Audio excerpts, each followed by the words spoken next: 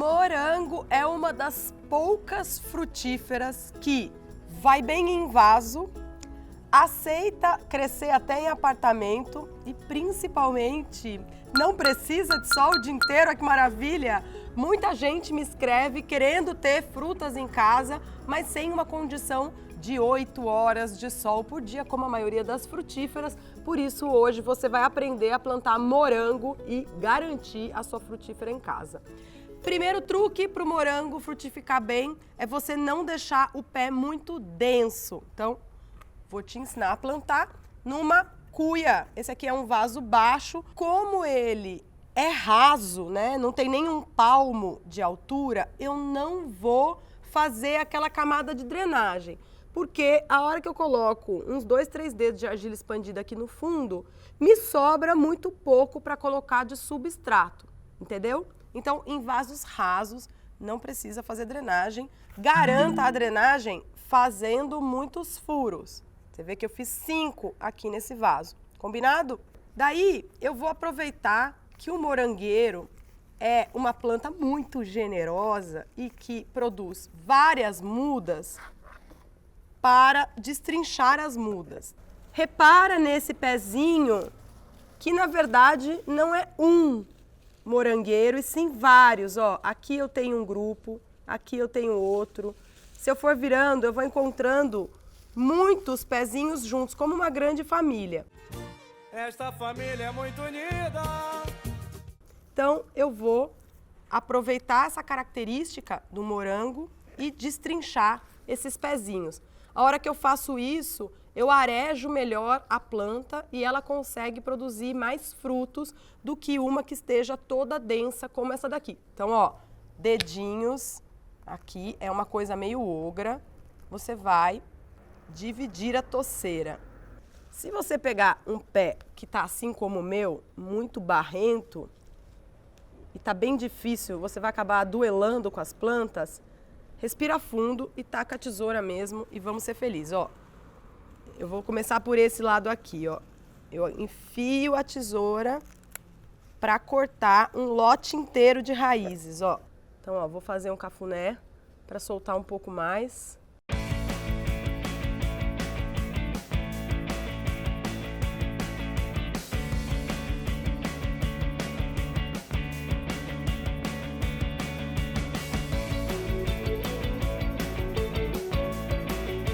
Mesmo que ela saia com poucas raízes, ó, mas são raízes bem grossinhas. O principal cuidado só é na primeira semana depois do transplante, né, depois que você replantou, você não deixar faltar água nem tomar vento. Porque aí você garante que ela não desidrate muito. Vai dar uma murchada nas folhas, é normal, mas não deixa faltar água, tá? Se você enxergar as toceiras como eu estou enxergando aqui, bem separadinhas, a folha para cada lado, você só precisa pôr a tesoura aqui no meio, entre elas, ó. Sempre mirando nas raízes e não na planta, tá? Para você não machucar a planta.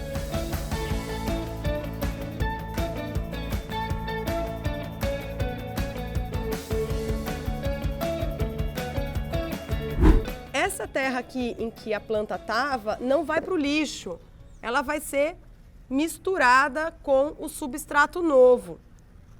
Terra a gente nunca joga fora, a gente melhora. Então, vou começar a preparar o vaso novo, colocando metade do substrato. Como os furos são bem pequenininhos, não precisa se preocupar em tapar os buracos de drenagem, porque não vai sair muita terra depois. Estou usando o substrato da Forte, o Hortaliças. Ó, põe um pouco e pego aquela terra original.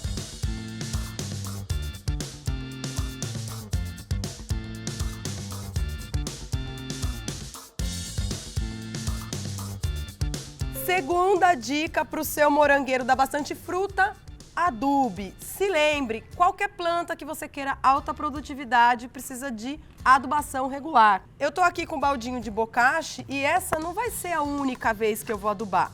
Mas é mais fácil de adubar quando você está preparando o substrato. Então, ó, eu vou colocar na minha mão o equivalente para esse vaso a uma colher de sopa de bocache. não ponha muito. Adubo é sempre melhor colocar menos do que mais, combinado? Então, ó, vou espalhar e misturar bem.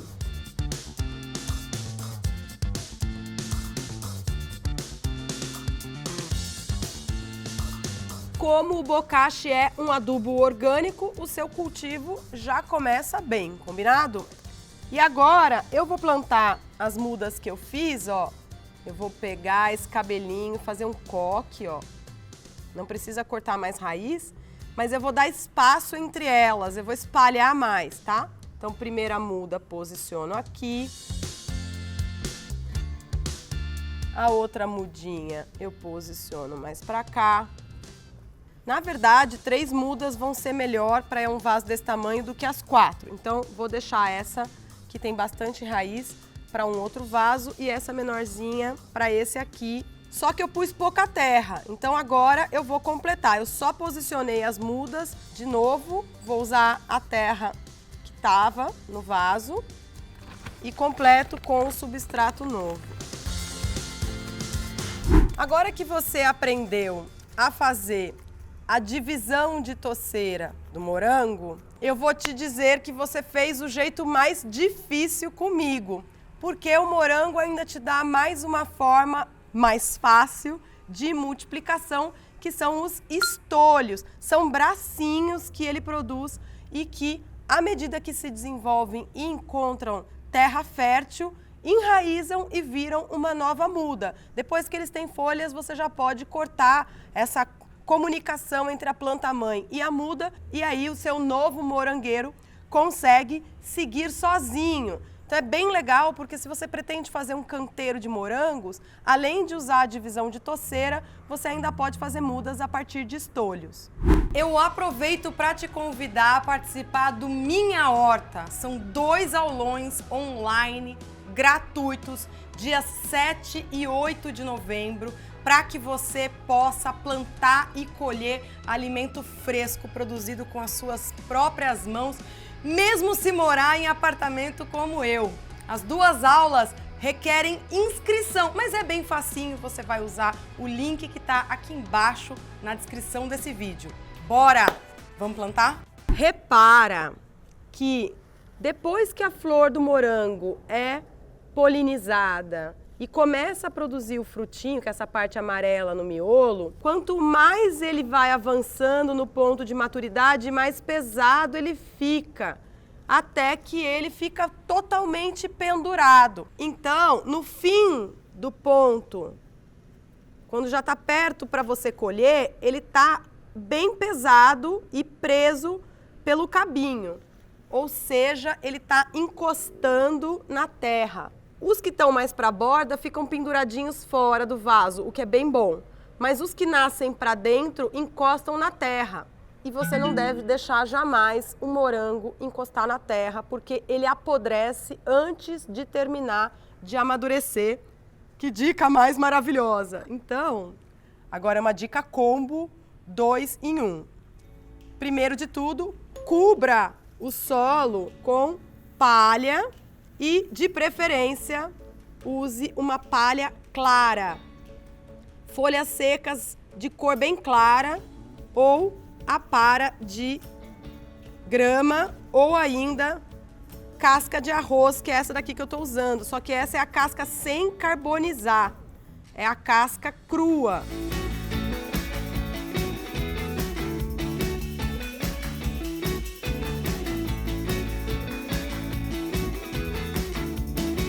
Porque, claro, Carol, tô aqui pensando na jardinagem telepática, né?